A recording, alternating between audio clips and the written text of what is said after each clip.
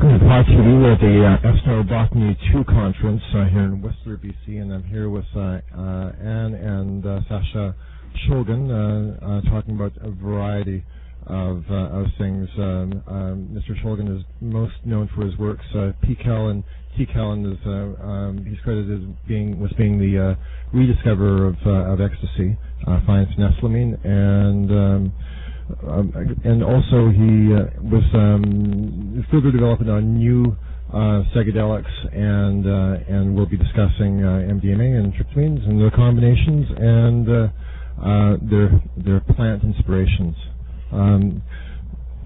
Thank you for submitting to this interview, Sasha. Now we were talking about just before this interview on plant combinations and how the research is actually, or there is no like real concrete good research on combining the two. And through the conference, there's been discussions on the two drugs combining to make the third. Wondering if you can comment on that direction in terms of how this is happening in terms of the new drugs and the combinations that are developing. Well, the plant combination, the combination of drugs has two levels to be considered. One, much is talk about this drug or that drug independently and in combination. But in truth, almost all plants represent combinations of drugs in the plant. And in a sense, people tend to isolate a drug from a plant and study it as a specific drug. But the pharmacology very rarely jibes with that from nature, where a person consumes combinations of drugs by consuming a complex plant. I guess we're all a polydrug nation, and in the polydrug world, now the main drug that you're currently associated with is, of course, MDMA, and don't know whether you consider that your problem child like LSD, but in terms of seeing the oppression that's happening right now in the States over it, and seeing it from its cultural birth onto where it's at. Where do you see this going from now?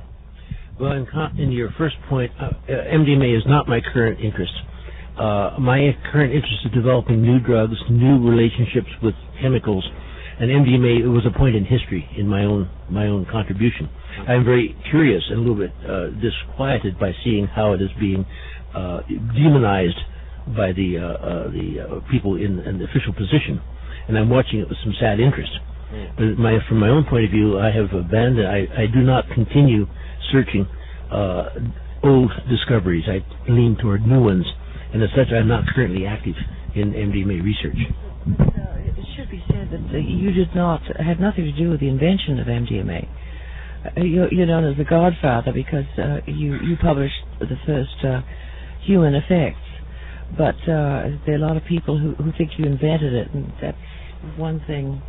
Like put to rest. I think I mentioned the word reinvention in that. But you're also known as doing a lot of the therapeutic work in working with MDMA and the other phenethylamines and tryptamines.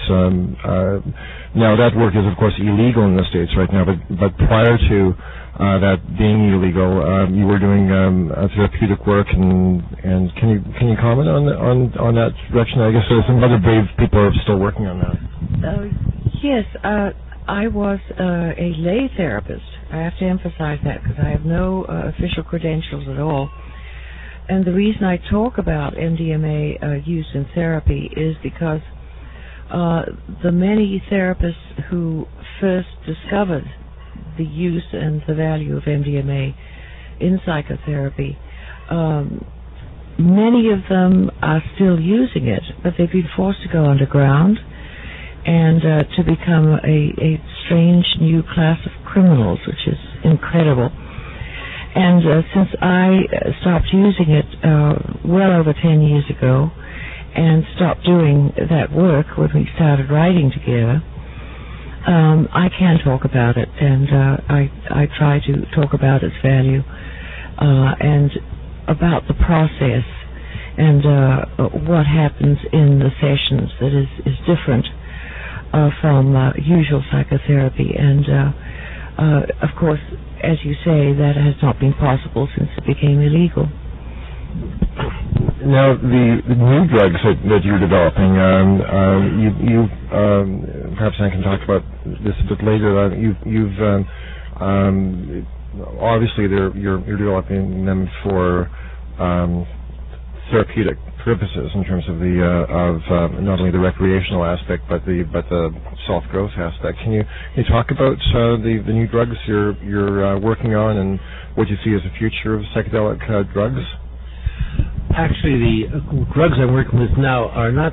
They indeed can be recreational, and they could be indeed be to lead to a person's personal development.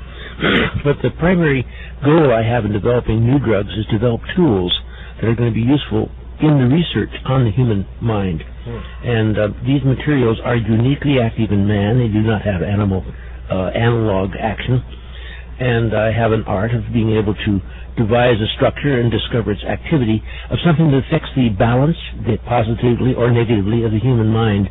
And I think in time these will become research tools of value in determining the procedure by which we have mental processes, and eventually perhaps even in the treatment of diseases or disturbances or disruptions of mental integrity. So my primary goal is not to get better highs or to achieve a contact with God, but to find something that will eventually work its way into research medicine, and I think be in the long run very valuable to the human species. Now, Anne, in terms of your work with these new substances that Sasha is developing, have you been working with these things from an experiential standpoint and a therapeutic standpoint? And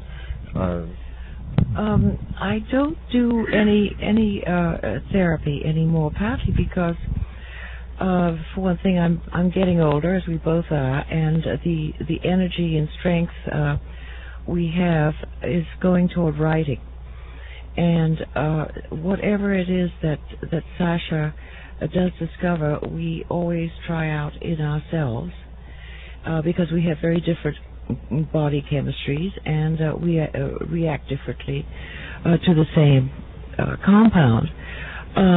So whatever it is that he will come up with, I will be the second one to try it out, and then perhaps if it turns out to have a good antidepressant action or whatever it does have, we will try to get input from other people, and eventually it will end up published in the next book, which we are already working on. It takes us about 3 years to produce a book, so there isn't that long, and the problem is finding the time to do this kind of experimentation and research. It's slowed down a bit, but we're still trying. So you've produced TCAL, tryptamines I've known and loved, PCAL, phenethylamines I've known and loved. What is the next love affair you're working on? Well, I had proposed rather humorously QuiCal for quinolines I have known and loved, which offended dear Anne very much. So she probably something more like the third book or something more modest of that type. We'll be back after this break with Anne and Sasha Shulgin.